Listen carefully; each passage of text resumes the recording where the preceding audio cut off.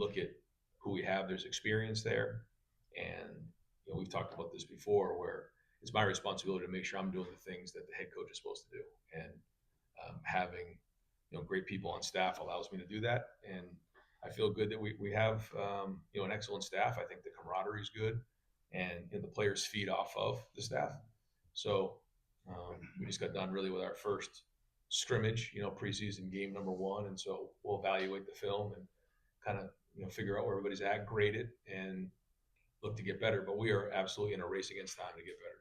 We've got to claw for every inch we possibly have. And I think having guys like Matt and Arthur who have experience of being in the NFL, where every game comes down to the last play. That's just how it goes, and it's going to be like that, in many games we're at this year.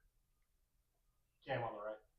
Ryan, obviously you mentioned in camp that the running backs were a position that you want to see a lot from coming out of the first scrimmage. Just what have you seen from Isaiah Bowe, and just how much growth have you seen from day one to now? Well, when you're not tackling, it's hard. We did do some of that today. I thought there was some really good runs in there, and I think that room is building depth. We'll see where it goes, but certainly Bo has had a very good start to camp, first week and a half, and Jacoby's right there, and so is Isaiah, and then we're building depth behind that. But I think Coach Locke's plan is to make sure that we have three guys available. But so far, Bo has certainly stood out. And Jacoby and Isaiah are right there, and then behind them, legends learning how to play the position. But you certainly can see the talent. It's had some big plays, explosive plays today. I think if he continues to grow and get better and all those things, take care of the football, you can see what a weapon he'll become for us. So excited about the room. Again, not where they need to be. We still got a couple more weeks to get there, but it's good to have a group that has experience. And Jacoby doesn't have experience at Ohio State, but the other two do, and he's played a lot of football. And I think he had a good scrimmage today. Steven on the right. Now that you're 9 practices in, this is still around the time that you felt like you wanted to have at least more clarity about the offensive line. Can you just evaluate what you've seen from Ian, Josh, and Phil at this point? Do you feel like you're kind of zeroing in on who maybe the best 5 might be?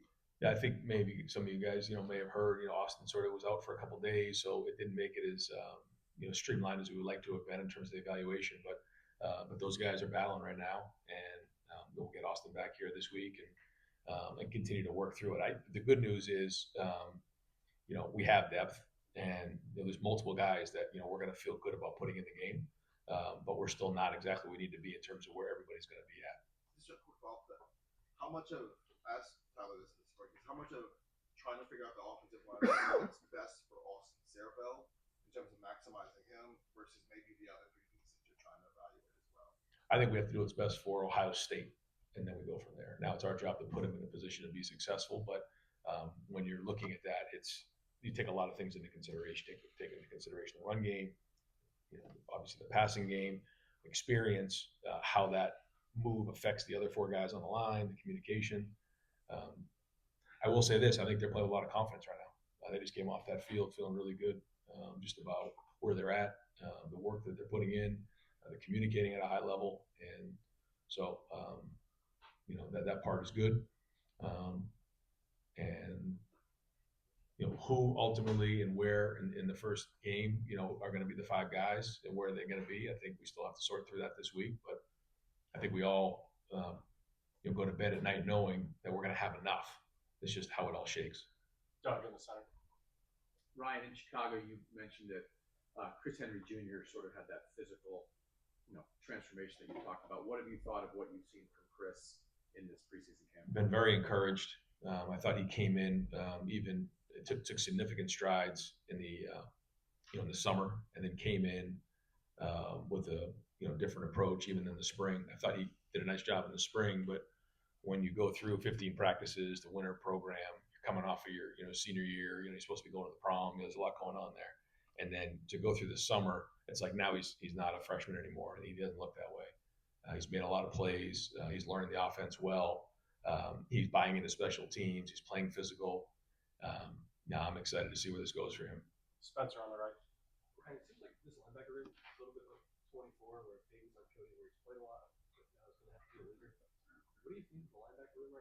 Peyton and Riley and TJ coming along and Christian there? Like, just your evaluation of linebackers.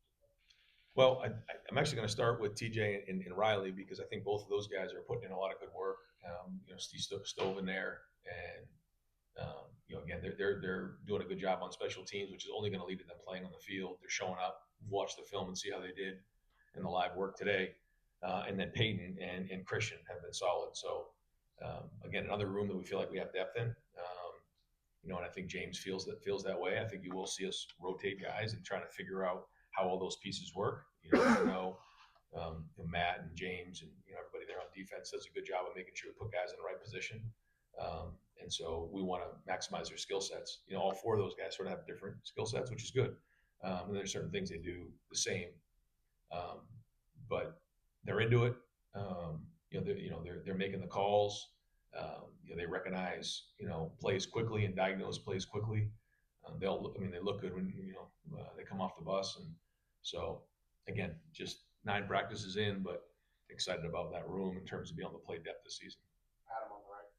You talk about bringing an outside perspective with Arthur Smith coming in. I know you're only through 9 practices in fall camp, but I'm curious if there's one area where he was kind of eye-opening for you guys in the offensive room, where you guys something clicked with that just jumps out to you. I think his resume speaks for itself, and when you walk in with that type of a resume, sort of like Matt did the year before, you have a certain level of credibility with the players and then with the coaches, and he knows what he wants, and he has a certain level of confidence when he walks in a room, and I think the guys have enjoyed that. I think that the room has good chemistry.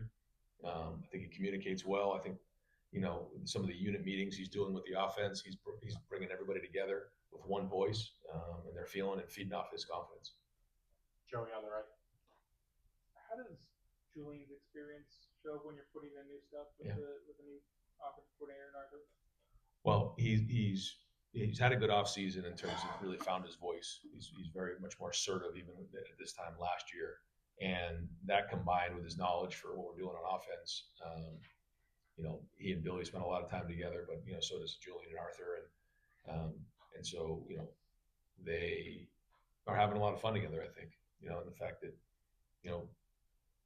Arthur's going from Aaron Rodgers to Julian Sayin, and I think Julian sees what a great way to learn the game. When one of the best all-time quarterbacks was working with Arthur last year, and vice versa, and now there's just things that they get to share and experiences, and I think it's been great.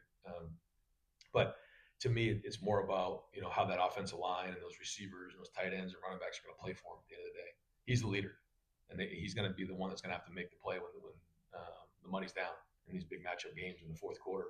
And a big part of it, being a quarterback, is those guys have to want to make the play or get that first down because of the quarterback. And he's doing a really good job of that. I think that they believe in him now, but we still got a lot of work to do. And but that's what the preseason is all about. Is earning that and trying to put them in situations as a coach to see where they can continue to learn and grow in those areas. Joe in the back. Hey, Ryan, with senior day moving up to week 1, can you share some of the thought about that? Yeah, it first came to me from our administration as an idea, and we talked about it. Had long conversations about it. The traditions at Ohio State here are significant and very, very strong, and something that we all respect. And what we don't want to do is do anything that's going to disrupt any of those traditions. But when we look at all the things that go on that weekend, the way things have changed, there's some things that we thought about. And I think the first thing was if we want to keep that game, much of that game, the focus on the game. And the more distractions we have, there's already enough distractions during that week. And so this was just one more thing that we felt like we could move. Then when we started to look at just the way that college football is now, recognizing seniors, someone like Brandon Ennis is maybe a little different than Earl Little, and so we thought about maybe moving it up a week, and then we said, well, why don't we just recognize all the seniors at the beginning of the year, let them know how much we appreciate everything they've done, and then kind of move on with the season, and sort of a different way to look at it. And so what we did is we brought it to the seniors to see what their take on it was, because we didn't want to do it without their support. And I wasn't sure what to expect. They all were just nodding quickly and said, "Yeah, I think that's a great idea." So we went with it, and we think it's going to allow us opportunity to really, kind of recognize them early in the season, and then focus on the games. Bill Landis in the center. Ryan, what has Bo been doing specifically that makes you think he's had kind of a standout game so far? Well, I think the first thing is, his reads and the way he's hitting the hole has really shown up. But I think he's doing a much better job at the second level. And then we talked about it before. You're running over him or you're running around and making a miss, and you're seeing that. It's showing up on film. It did not show up on film last year. We all know it. He knows he's been challenged. Coach Locke has been challenged, and so based on the habits he's creating, I think we're going to see that this year. Now, again, it's just practice, so it doesn't matter until he puts it in the game. But if he continues to keep building and practicing and stacking these practices the way he's doing it, it's going to show up in the game, and that's going to be a big part of who we are this year. We felt like there was a lot of good there last year, but there was also a lot of football that we left on the field, and so a big point of emphasis that so far he's been responding to. Austin on the right.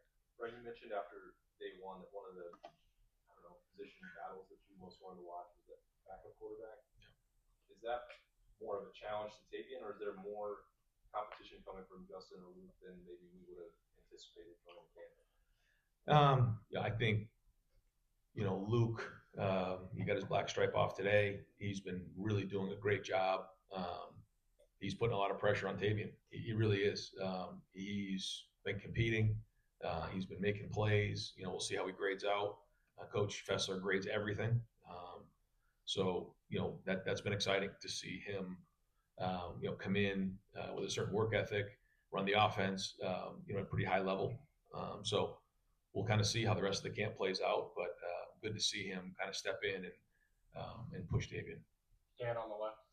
Ryan, kicking position, obviously a big emphasis for you guys this year. Just what have you seen from Connor and Marcelo, and where do you feel like you're at with that right now? Yep. Connor has done a good job. He made a couple nice kicks for us today in some pressure spots that we want to challenge him with, and we'll continue to do that throughout camp. I think the consistency with the snap and the hold and the kick has been good, but now we just got to go put him in these situations in practice where there's a lot of pressure and see how he responds. His pass would tell you that he will respond well, and so we've seen that so far in practice. But we'll see. Marcelo, has a really strong leg, and so it gives us an opportunity to have somebody to help with the kickoffs, and also long field goals at times. So still early in camp, but that's what he brings a really strong leg to the table. Tony Berman on the left. Ryan, freshman class overall, how many do you think you're going to play right now, and who are some of those guys that we should expect to see? Well, it's like the conversation used to be who's going to redshirt, who isn't. And obviously that doesn't really come into play anymore. So the push is to get on special teams. So the more guys that can get on special teams and help us as the season goes on, the more we want to do that. So I think it's a great thing. Where in the past, some guys lose hope. I'm going to redshirt this year. That's not the case, and it's a long season. So, if I'm a freshman, I'm trying to get on the field. There's no more of these situations where I'll get it next year. No, like urgency. You got to play. You got 5 to play 5. So, at the receiver, I'm not going to go through every position because I'll forget people, but you're certainly going to see some of those young receivers play. If Legend continues to improve, you're going to see him play. Let's see. On defense, Jay Timmons, is going to play. He's been doing a really good job. You're going to see some of the guys up front play. I'm missing some other guys, but there's some guys in the back end that'll play for sure. And then the question is like, all right, who could push on special teams? And then I was just telling the story the other day. We were showing a play with Chris Olave. It was in the Indiana game. But it's funny, like these kids nowadays, like they know who Chris is, but they don't remember. It wasn't that long ago, and in 18 when he blocks a punt late in the season and then goes on to catch 2 touchdown passes and his career just takes off with special teams. And so the best players here have played special teams, especially when they were young. So when we put on film, you see Arvell, you see Sonny, you see Cody, you see all these really good players, Lathan, out there playing special teams. So that's going to be the push. And if you can do that, and we can trust you on special teams, then we can trust you playing offense and defense. So those were a couple names, and then we'll see where the rest of the guys show up. Dave on the left. I know you still need to watch the film, like you said. What are some things that stood out to you the most during the scrimmage today?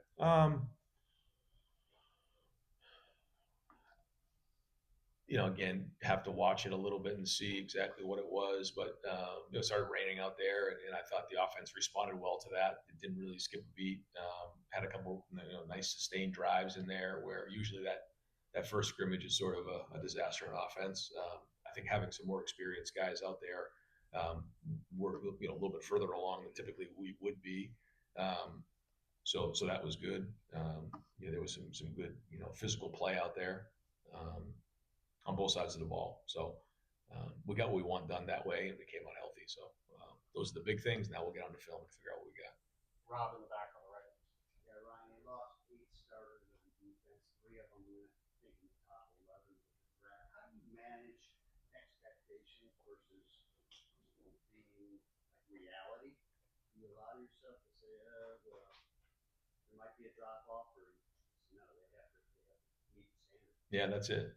Yeah, there's no like rebuilding of anything around here, as you know. So like that's the standard. The standard's the standard, and I think all the guys on the defensive staff and the players would tell you the same thing. They're expected to be the best defense in the country, and same thing on offense. But that being said, it's a different group of guys, and it's one thing to play in that role where you're coming in and playing 15 to 20 snaps. Another thing to carry all the water, carry the burden of making the plays, and the number of plays that it's going to require throughout the season. So I think guys are learning and playing into those roles, but the potential is there. And honestly, the experience is there, just not all together here at Ohio State. There's some guys who have played football. We'll see, but it is like literally, I say it all the time, a race against time to get better. And, the coaches understand that.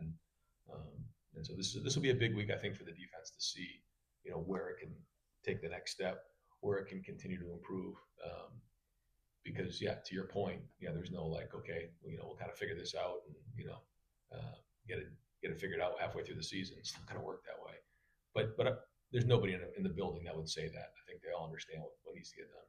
Dylan on the right. Ryan, what are your thoughts on the tight end position for camp thus far and how that has shaken out? You guys, you feel like they're really pushing to solidify their places? Yeah, depth, like you said. I think it's been a little bit of a mixed bag. You said like some good, some bad, and when you're playing that position and you're in camp, it is death march. I mean, you're banging in there like an offensive lineman. You're running routes like a receiver. You're protecting, like you're doing a lot of stuff, and there's a lot thrown at the tight ends. Like you have to handle high levels of information. You got the center, you got the quarterback, and then probably the tight end. Those guys have to be on top of their stuff. So, it's easy to get worn down, but that can't happen. And they're going to come out the back end of this thing stronger as a group. But I think the question still remains: who are we going to be the guys that we can count on to make the plays and do the job? Like, I think that's maybe another thing about the defense. It's like you have some good depth there, but like, who's going to make the play? Who's going to be the guy that we count on when it matters the most? And I don't think we're there yet, but the good news is we have some different guys that are competing for those opportunities. Stefan on the right. Going back to the O-line you were talking about earlier with Austin missing a few practices. Yeah. Has that, I think back to 2024 when you guys had a lot of guys miss the spring or miss the preseason practices, like has that allowed some opportunity for Josh, Ian to maybe get some more reps and kind of try to solidify themselves as starters? Yeah, it's not like it was that year with an illness where it was like just wild every day, but it has allowed more opportunity for guys to get reps and move guys around and see guys play multiple positions. So that's always good. And then they have to step up. We've had to see, at times Carter Lowe had to, play with the ones, and now he's blocking Kenyatta coming off the edge and, Bo coming off the edge. And so, that forces you to grow up quickly and figure out what you have. So, yeah, there's been some of that going on. But, I think we're going to get Austin back here soon and get back to work. We've got 2 more. Brianna in the front. You mentioned Jake Timmons. What in particular has impressed you about him, and how close is he to pushing for a starting position? His ability to make plays. He's super competitive. He's edgy. He just has a knack for the game, and he's got really good instincts. Go with Bill. Last one. Yeah. The 3 transferred defensive linemen, Quay, John, and James. What impact do you think they can have? What have you thought of their development so far? Well, we need them to have a major impact. We're counting on that. And there's been a lot of good.